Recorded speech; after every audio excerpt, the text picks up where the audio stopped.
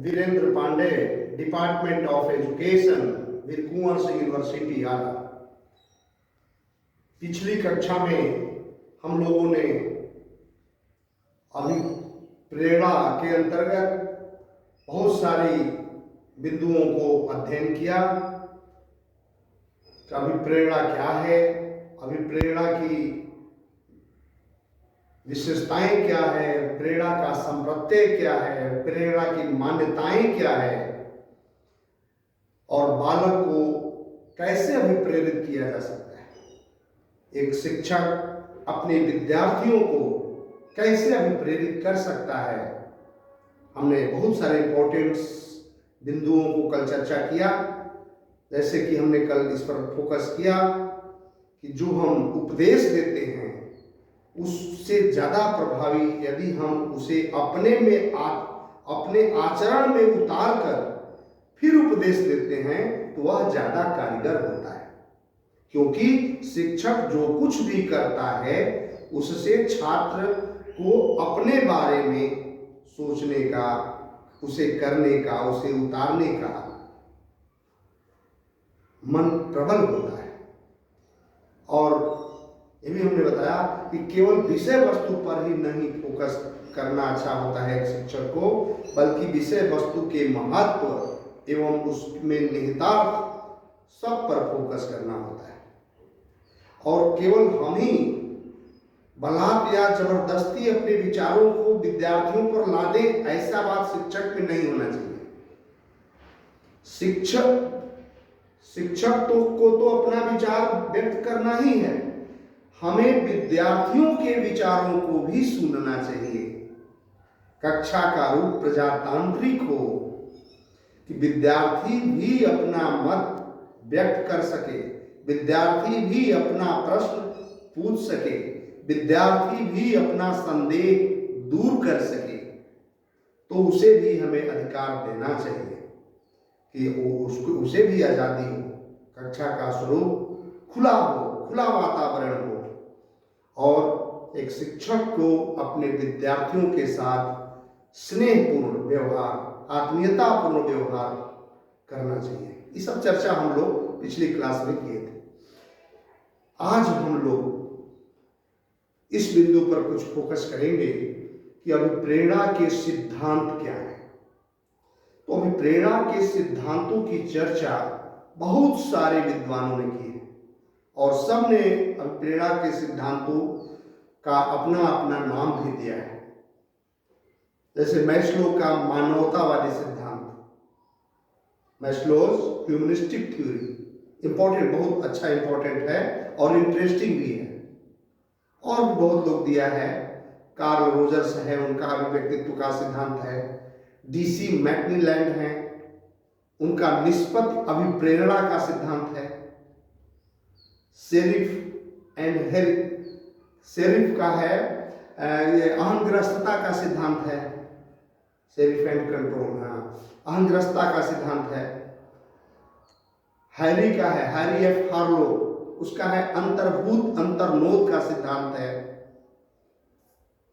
कटेल का सिद्धांत है। बहुत माने कई लोगों ने दिया, लेकिन इसमें जो बहुत मानव के लिए जो इम्पोर्टेंट मानवतावादी संबंधी बातों का जिसने उल्लेख किया, मैस्लो ने, आज हम लोग उसकी चर्चा करें कि मैस्लो का मानवतावादी सिद्धांत अभिप्रेरणा के अंतर्गत क्या है, उसकी हम लोग आज चर्चा करें।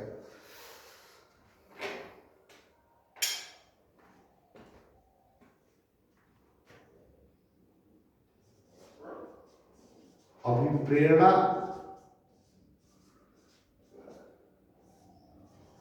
के सिद्धांत में इसमें मैस्लो का मानवतावादी सिद्धांत, मैस्लो का मानवतावादी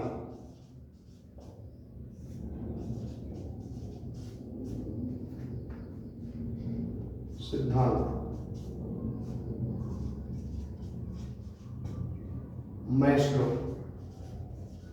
मैस्लोज ह्यूमनिस्टिक थ्योरी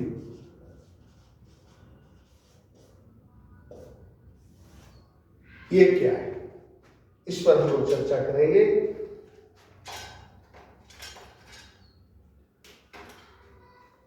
अभिप्रेरणा के संबंध में मैस्लो का मत है कि व्यक्ति अपने व्यक्तिगत लक्ष्य की ओर अग्रसर रहता है और इसी लक्ष्य की प्राप्ति के लिए व्यक्ति का व्यवहार निर्देशित होता है।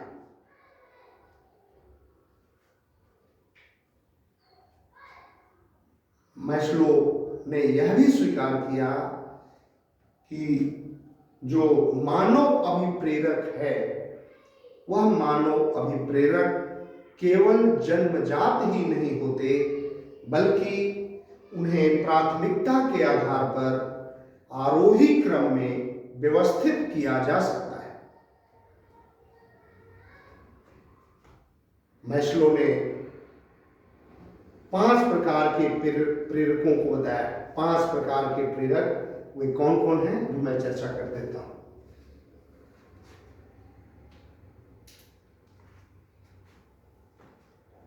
नंबर 1,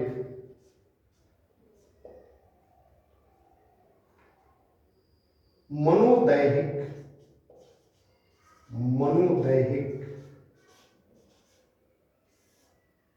या शारीरिक प्रेरक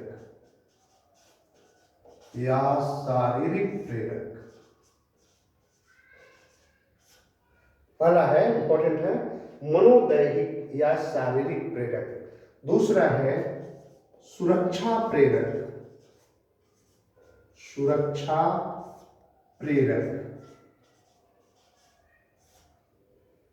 तीसरा है प्रेम एवं लगाव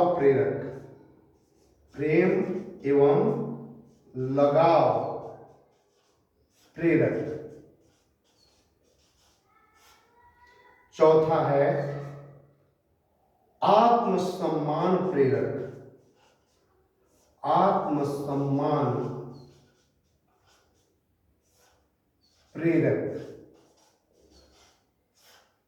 और पांचवा है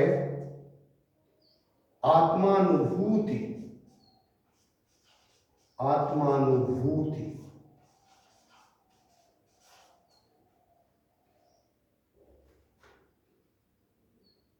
इसको हम कह सकते हैं आत्मसिद्धि, आत्मानुभूति प्रेरक, बस यही जानिए, आत्मसिद्धि इसको हम लोग कहते हैं।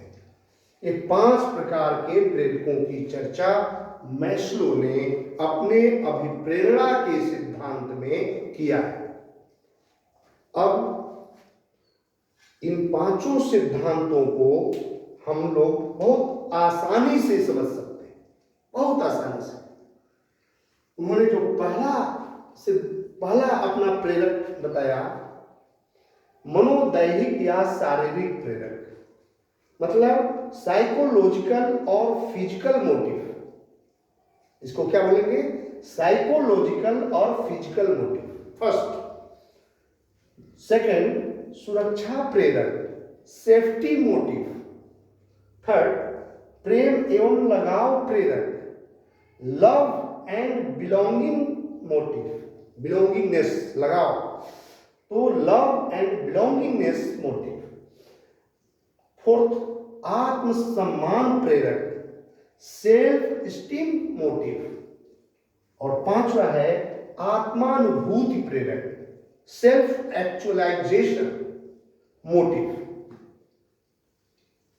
He has described 5 types of motives.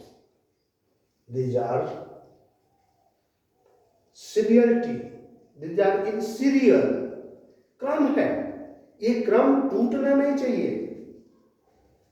क्योंकि इन्हें आरोही क्रम में व्यवस्थित किया गया है। आरोही क्रम क्यों किया गया है? क्योंकि व्यक्ति में व्यक्तिगत लक्ष्य तक पहुंचने की जिज्ञासा होती है और उस लक्ष्य तक पहुंचने के लिए उसके व्यवहार को निर्देशित करना पड़ता है, जिसके लिए प्रेरक की आवश्यकता होती है। और ये प्रेरक, मानव प्रेरक, उन्हें प्रेरित करते हैं। तो सबसे जो पहला है फिजिकल और साइकोलॉजिकल मोटिव, मनोदैहिक प्रेरक। इसमें क्या होता है, ये वे प्रेरक हैं जो बुनियादी आवश्यकताओं से जुड़ी होती है। बुनियादी आवश्यकताएं क्या है? बुनियादी आवश्यकताएं जैसे भूख, प्यास, नींद, मलमूत्र त्याग, ये सब बुनियादी आवश्यकताएं हैं। तो इसके लिए वह प्रयास करता है। सबसे प्राथमिक मोटिव उसका यही है कि इन आवश्यकताओं की पूर्ति हमारा कैसे हो। व्यक्ति सबसे पहले इन आवश्यकताओं पर ध्यान देता है। भूख, प्यास, नींद, मलमूत्र त्याग, ये तो इसके लिए इन आवश्यकताओं की पूर्ति के लिए सबसे पहले उसका व्यक्तिगत लक्ष्य यही होता है। यदि इनमें कोई व्यवधान उत्पन्न हो जाता है या इनकी पूर्ति नहीं हो पाती है तो व्यक्ति में बहुत सारे तनावग्रस्तता या अपने बहुत तरह की बेचैनी, उसकी परेशानी बढ़ जाती है। तो इसलिए सबसे पहला प्रारंभिक प्रेरक जो है वह है physical motive, physical and psychological motive. क्योंकि इसकी पूर्ति नहीं होने पर वह दूसरे प्रेरक के बारे में सोच ही नहीं सकता। इसलिए सबसे पहला उसी की पूर्ति में वो लगा रहता है। जब दूसरा है सुरक्षा प्रेरक, सेफ्टी मोटिव। जब फर्स्ट मोटिव यानी शारीरिक प्रेरक या मनोदैहिक प्रेरक की आकांक्षाएं या आवश्यकताएं पूर्ण हो जाती है तो मनुष्य अपनी सुरक्षा के बारे में सोचने लगता है, अपनी सेफ्टी के बारे में सोचने लगता है। वह चाहता है कि मेरे जीवन को कोई खतरा न हो। वह अपने अंदर विभिन्न संकट की स्थितियों से निपटने, उससे लड़ने के लिए अपनी शक्ति चाहता है कि हर तरह के संकट का निपटारा हम कर सकें, रोगों से भी लड़ सकें। आज कोरोना संकट चल रहा है, कह रहे हैं कि स्टेमिना बढ़ाओ, स्टेमिना रहेगा तो कोरोना नहीं आएगा। तो क्यों चाहता है कि हमारी सुरक्षा हो। जब शारीरिक प्रेरक की पूर्ति हो जाती है तो वह सुरक्षा के संबंध में चिंतित हो जाता है और हर तरह से अपनी सुरक्षा चाहता है और वो पूर्ण रूप से, चाहे मौसम बदलता है उस समय सुरक्षा हो, जंगली जानवर से सुरक्षा हो, प्राकृतिक चीजों से सुरक्षा हो, रोगों से सुरक्षा हो, आम सामान्य जनता से सुरक्षा हो, हर तरह की सुरक्षा के बारे में वह चाहता है कि मेरा जीवन सुरक्षित हो जाए। इसके लिए वह प्रयास करता है। तो यह जो है वह दूसरे प्रकार का मोटिव है। तीसरा है प्रेम एवं लगाव प्रेरक, लव एंड बिलोंगिंगनेस। थर्ड, जब व्यक्ति ऐसा महसूस करने लगता है कि अब मैं सुरक्षा का इंतजाम कर चुका हूं, तब वह समाज में अपना प्रेम, अपना मधुर संबंध, अपना संस्कार या अपना क्या कहेंगे मिलना जुलना, उसके लिए वो ज्यादा तत्पर हो जाता है। वो चाहता है कि समाज के लोगों के साथ हम अच्छा व्यवहार प्रदर्शित करें और समाज के लोग भी हमारे साथ अच्छा व्यवहार प्रदर्शित करें। इसके लिए वह समाज के मर्यादित लोगों, अन्य लोगों, सभी लोगों के सबके साथ चाहता है कि मैं मधुर संबंध स्थापित कर सकूं। इसके लिए वह प्रयास करता है। तो यह जो प्रेरक है, यह तीसरा प्रेरक, इन दोनों प्रेरकों की पूर्ति के बाद व्यक्ति इस तीसरे के बारे में सोचता है। इस समाज में मैं प्रेम पूर्वक रह सकूं, समाज में मैं उपेक्षा का शिकार न हूं, सबसे लगाव रहे, सबसे जुड़े रहे, इसके लिए वह प्रयास करता है। चौथा है आत्मसम्मान प्रेरक, सेल्फ स्टीम मोटिव। आत्मसम्मान, जब समाज के व्यक्तियों के साथ व्यक्ति का संबंध जुड़ जाता है तो वह आत्मसम्मान के लिए चिंतित होता है। वह चाहता है कि समाज में मेरी प्रतिष्ठा बढ़े, समाज में हमें सम्मान मिले, इसके लिए वह प्रयासरत रहता है, क्योंकि वह जानता है कि अपमान की जिंदगी जीना बिल्कुल ही बेकार है।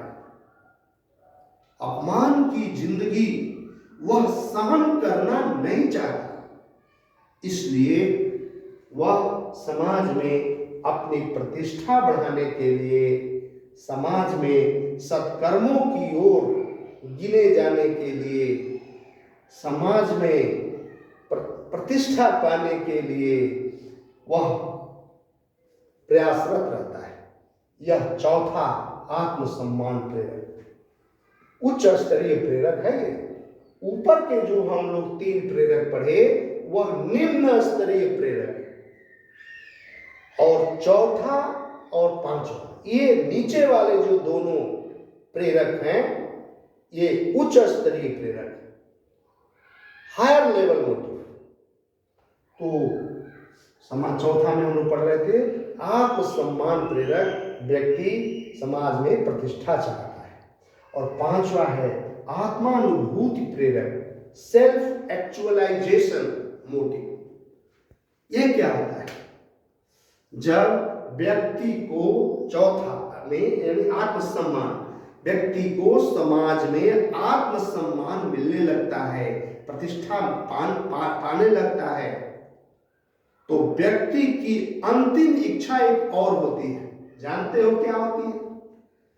व्यक्ति की एक अंतिम इच्छा यह होती है कि वह चाहता है कि हम अपने जीते जी समाज की भलाई के लिए कुछ ऐसा कार्य कर दें ताकि मुझे मरने के बाद भी समाज के लोग मुझे हमेशा याद करते रहे।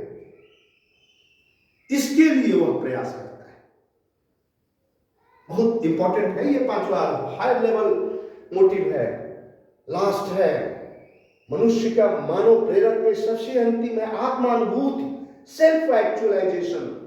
जो हमने देवत्व की बात कही थी, मनुष्य जो है मध्य कोटि, बीच कोटि का प्राणी है, उसके नीचे दानव है और ऊपर देव है। तो देवत्व स्थापित करना चाहता है, अंतिम इच्छा व्यक्ति की होती है। भले वो अपने सत्कर्म नहीं कर पाता है और वो नहीं पहुंच पाता है, ऐसा है। बहुत लोग अपने कर्म में कोई एक ही तक रह जाता है, केवल अपने प्रथम प्रकार के प्रेरक की पूर्ति में ही रह जाता है। भूख प्यास में खाना खाएंगे बस, और बस भोजन जुटाने में, कपड़ा जुटाने में नहीं हो पाता है, उतने तक रह जाता है। कुछ लोग हैं कि दूसरे तक भी पहुंच जाता है, भूख कपड़ा जुटा लेता है और सुरक्षा का इंतजाम, घर मकान भी बना लेता है कि हमें जंगली जानवर वगैरह कुछ खतरा न हो, चोरी वगैरह, डकैत वगैरह, ये सब समाज के दुष्प्रभावी लोग जो हैं उनसे भी हमें कोई खतरा न हो, इसका भी इंतजाम करता है। तीसरा प्रेम एवं लगाव। कुछ लोग हैं तीसरे में समाज में सबके साथ मधुर संबंध स्थापित कर लेते हैं, संबंध करें, सब लोग जानता है लेकिन सम्मान तक नहीं पहुंच पाता। लेकिन कुछ लोग हैं कि आत्मसम्मान, प्रतिष्ठा भी पाता है, जिधर भी जाते हैं लोग उसको देख करके आदर कि बहुत अच्छा आदमी है, बहुत व्यवहारिक आदमी है, सारे बड़ी पूजनीय आदमी है, इनका व्यवहार गजब है, बहुत तरह वो आत्मसम्मान। और लेकिन पांचवा जो है, यहाँ पहुंच जाने पर बहुत माने जो अपने कर्मों में और सत्कर्मों में क्या कहते, जैसे बताया ना कि पानी को ऊपर ले जाने की मशीन, इस तरह इसकी प्राप्ति के लिए, आत्मानुभूति की प्राप्ति के लिए धर्म को का महत्व है, विभिन्न ग्रंथों का महत्व हमने बताया था। रामायण, महाभारत, गीता, उपनिषद, ये सारे जो ग्रंथ बने हैं ये इसीलिए बने हैं कि व्यक्ति मोटिव, ऊंचे मोटिव की ओर प्रेरित हो। तो आत्मानुभूति का मतलब सेल्फ एक्चुअलाइजेशन समझे। सेल्फ एक्चुअलाइजेशन यही है कि हर व्यक्ति चाहता है कि हम जीते जी कुछ ऐसा अच्छा कार्य समाज की भलाई के लिए कर दें ताकि मुझे मरने के बाद भी लोग हमेशा मुझे याद करते रहे। ये है आत्मानुभूति प्रेरणा। इस प्रकार मैस्लो ने अपने मानवतावादी सिद्धांत में 5 प्रकारों का आरोही क्रम में और इसके उपयोगिता के बारे में महत्व बताया है, जो क्योंकि व्यक्ति जो है हमेशा अपने व्यक्तिगत लक्ष्य को प्राप्त करना चाहता है और उसके लिए व्यवहार उसका जो निर्देशित होता है, तो हर स्थिति में व्यक्ति को प्रेरणा प्राप्त होती रहे और व्यक्ति की जिज्ञासा आगे की तरफ बढ़ती जाती है, तो और वह अंतिम लक्ष्य जो है इस समाज में पूजनीय हो जाए, समाज में हम ऐसा बने ताकि हमारे अंदर देवत्व स्थापित हो जाए, इसके लिए वह प्रयास करते रहता है। तो ये प्रेरक बहुत इम्पोर्टेंट है और अभिप्रेरणा के सिद्धांत के अंतर्गत इसका बहुत बड़ा महत्व है। तो आज हम लोग यहीं पर कक्षा को विश्राम देते हैं, फिर हम लोग अगले दिन अगले टॉपिक पर बात करेंगे। धन्यवाद।